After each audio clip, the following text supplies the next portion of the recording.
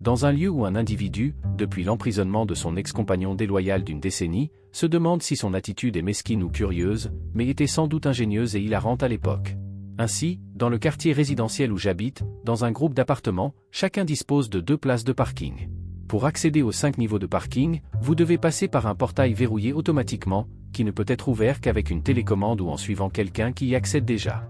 Je ne possède qu'une seule voiture et j'autorise occasionnellement des amis à se garer sur l'espace supplémentaire, à condition qu'ils me le fassent savoir. Pour plus de commodité, je me gare habituellement à l'arrière du double espace, ce qui facilite la tâche des voisins qui possèdent 2 véhicules.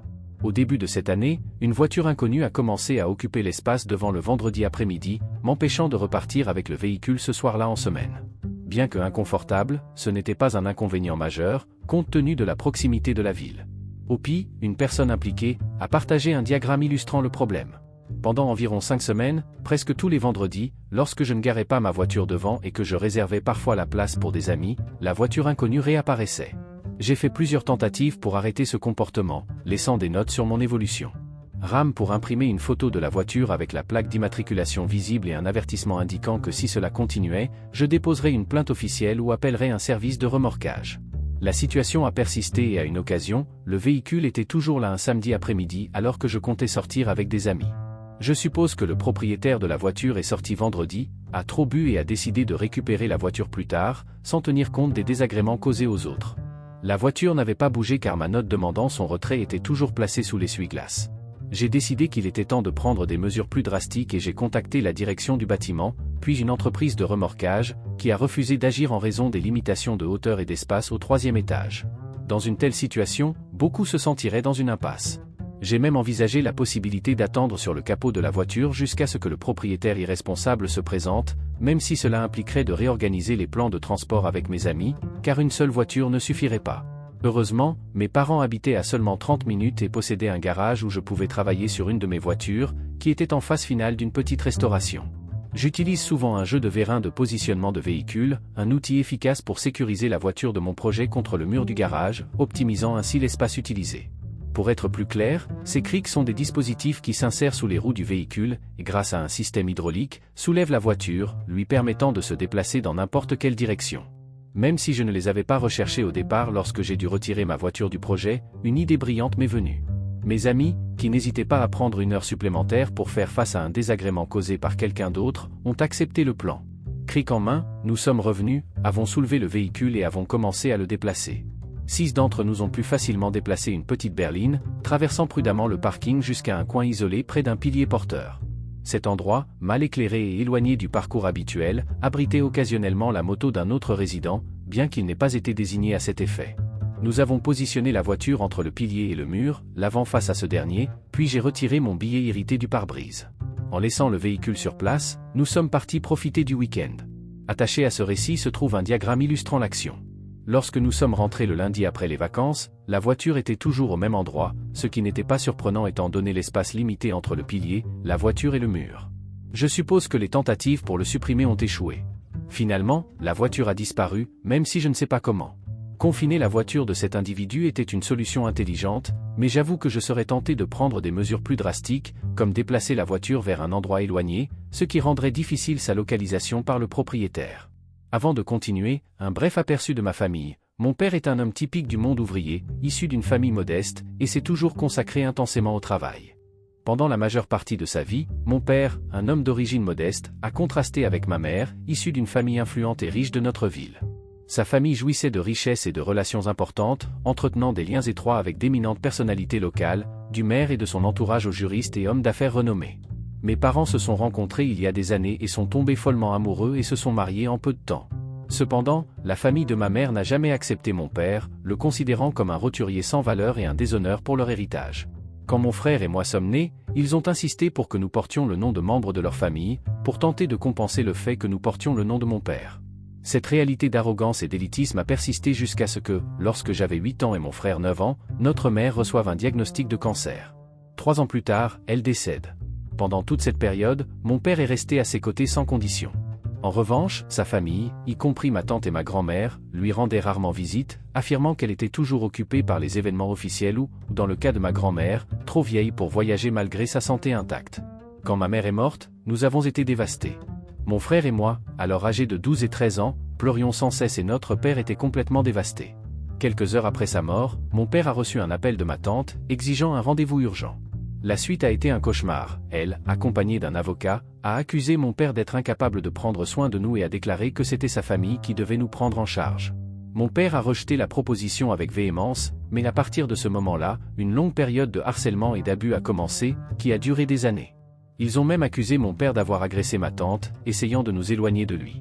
Les actes juridiques et les tentatives d'usurpation de notre héritage sur la base d'accusations infondées sont devenus monnaie courante. Nous avons découvert qu'une somme d'argent qui nous était destinée avait mystérieusement disparu, et ils nous ont menacés en nous disant que si la garde n'était pas effectuée, leur était accordé, l'argent ne serait pas débloqué. En raison d'une loi absurde en vigueur dans notre pays, ils avaient le pouvoir de formuler une telle exigence. Mon père a énormément souffert de cette situation. Nous le trouvions souvent en train de pleurer sur des piles de papier ou de se cogner la tête contre la table de désespoir. La nuit, nous l'entendions sangloter depuis notre chambre, nous sentant impuissantes. Ils ont transformé sa vie en un tourment constant. Ce qui le maintenait lucide et fort, c'était mon frère et moi, son amour pour nous était inébranlable. Malgré le terrible état mental dans lequel il se trouvait, il était un père incroyable, nous soutenant et prenant soin de nous avec dévouement et affection. Dans cette bataille, il a fait preuve d'une résilience et d'une force admirables, face à l'adversité non seulement due à la perte de son épouse bien-aimée, mais aussi au défi d'élever seuls 2 enfants au milieu d'un tourbillon de conflits familiaux et juridiques.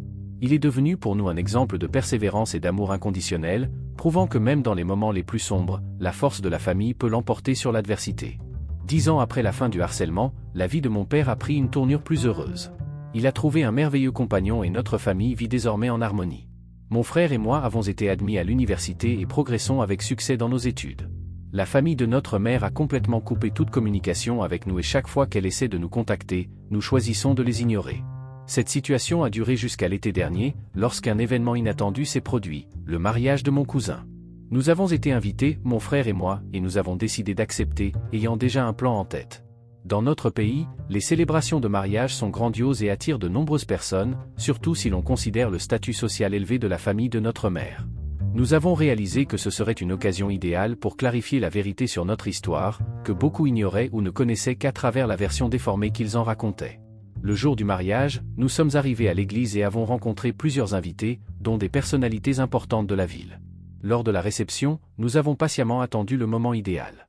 L'after-party a eu lieu dans un luxueux manoir à l'extérieur de la ville, et tout le monde était là, y compris ma tante et ma grand-mère, qui discutaient avec un groupe de personnalités, dont le maire. Nous nous sommes approchés cordialement.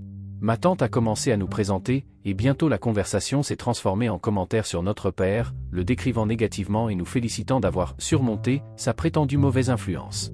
Cela m'a profondément irrité. J'ai levé mon verre, j'ai fait face à ma tante, et devant tout le groupe de personnes influentes et respectées de la ville, j'ai révélé toute la vérité. J'ai félicité mon père pour sa force et son intégrité, tout en condamnant les actions de ma tante et de ma grand-mère. Si j'oubliais quelque chose, mon frère était prêt à le remplacer. Après mon discours, il y a eu un silence absolu. Le visage de ma tante montrait de la colère, tandis que ma grand-mère avait l'air d'être sur le point de pleurer. Le choc et la consternation étaient évidents parmi les personnes présentes, qui ont commencé à les regarder avec dédain et indignation. Mon jeune cousin, inconscient de la situation, a regardé sans comprendre ce qui s'était passé. Voulant ardemment s'éloigner de cette situation, mon frère et moi avions hâte de partir. Pendant ce temps, mon jeune cousin, confus, interrogeait avec insistance notre tante sur la véracité du rapport. Le récit que nous avons présenté était si détaillé et précis qu'ils n'ont pas pu le réfuter. En évoquant la réussite scolaire que nous avons obtenue grâce au soutien de notre père, nous intensifions encore plus la tension, les laissant en état de choc devant le public présent. Nous avons appris plus tard que leur réputation dans la communauté s'était effondrée, ils sont devenus une source de honte dans la ville et ont été ostracisés, isolés dans leur luxueuse maison. Même le maire et plusieurs hommes d'affaires ont rompu leurs liens avec eux. La situation s'est aggravée lorsqu'une de leurs entreprises a fait faillite faute de financement, entraînant la perte de leur emploi pour plusieurs employés, un aspect que nous avons regretté. Un autre revers s'est produit lorsque le conseil municipal, probablement à la demande du maire, a retiré les plaques commémoratives des bâtiments qu'ils avaient financés, un coup dur pour eux. Ils ont essayé de se réconcilier avec nous plus tard, mais nous les avons complètement ignorés. La réaction de mon père en apprenant nos actions a été un pur bonheur, fier que nous ayons résisté à ceux qui le tourmentaient pendant si longtemps. C'était incroyable à quel point ces gens arrogants et riches pensaient pouvoir persuader le fils et la fille de se retourner contre leur père bien-aimé.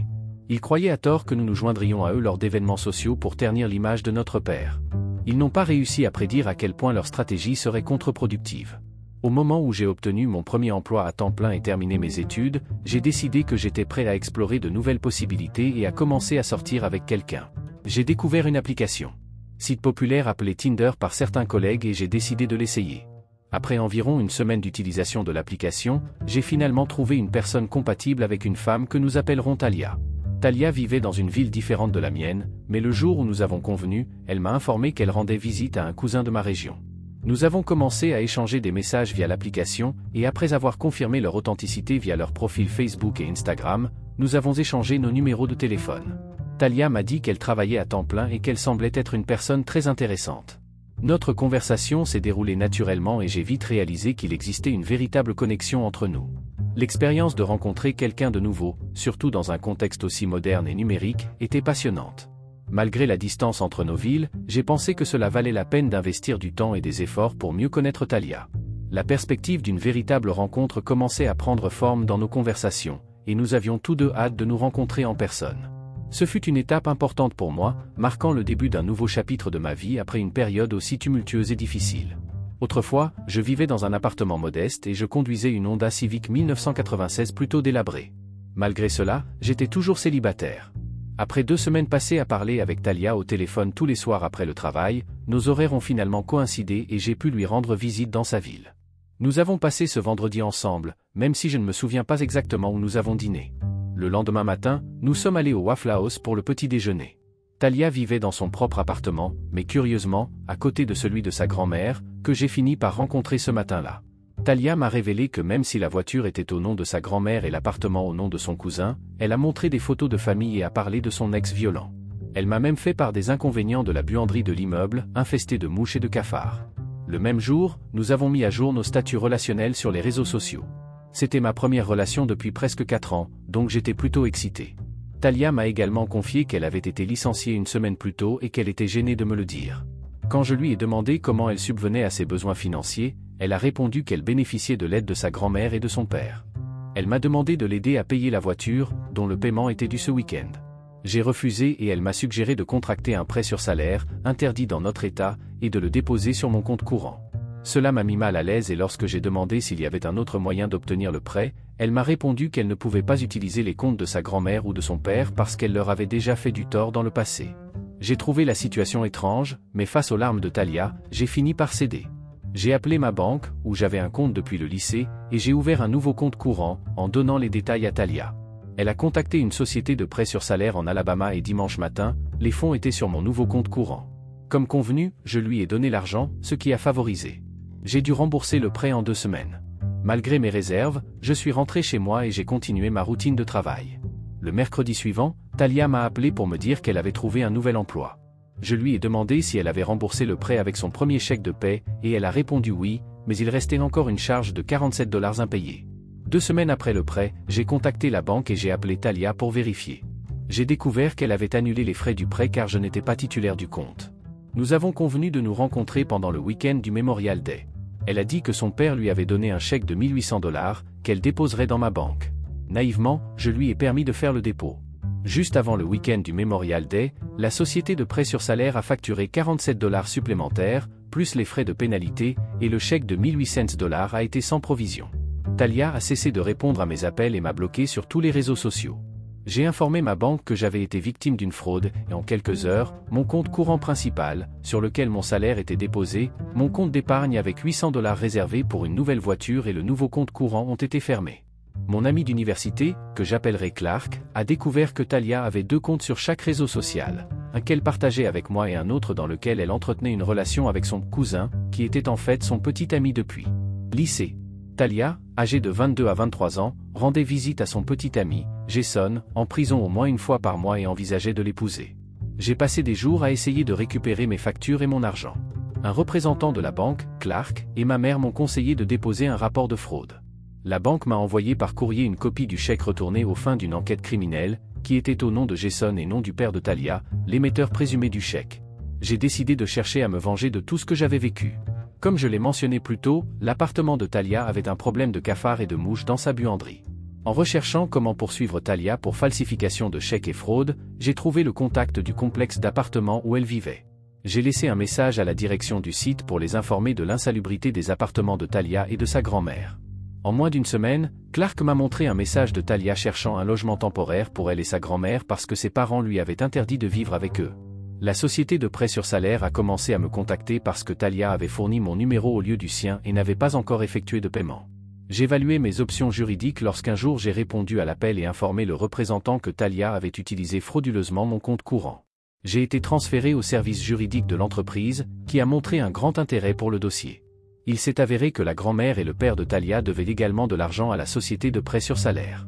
Même si les dettes n'étaient pas exorbitantes individuellement, la société disposait de suffisamment de preuves pour étayer mon affirmation selon laquelle Talia utilisait les comptes familiaux à des fins frauduleuses. J'ai présenté mes preuves, notamment des SMS de Talia promettant le paiement, une copie du chèque retourné et mes relevés bancaires. À la fin de l'année, Talia a été arrêtée pour plusieurs chefs d'accusation. Sa grand-mère et son père ont également été arrêtés, mais ont réussi à plaider des accusations moins lourdes en échange de preuves contre elle. Je n'ai pas eu à témoigner au procès, mais j'ai appris que la grand-mère de Talia avait subi une légère crise cardiaque lors de son arrestation et une autre plus grave pendant le procès. Je ne sais pas si elle a survécu après le procès. Malgré cela, Talia a été condamnée à plus d'une décennie de prison. J'avais entendu des histoires de ruptures compliquées, mais cette situation a poussé le concept à un niveau extrême. En l'espace d'une journée, l'ex-petite amie et la grand-mère ont été expulsées, la grand-mère a subi 2 crises cardiaques et l'ex a fini en prison pendant une décennie. C'était notre revanche. Et pour ceux qui aiment les histoires comme celle-ci, n'oubliez pas de vous abonner à la chaîne et d'aimer la vidéo, car cela aide vraiment à promouvoir davantage de contenu de ce type.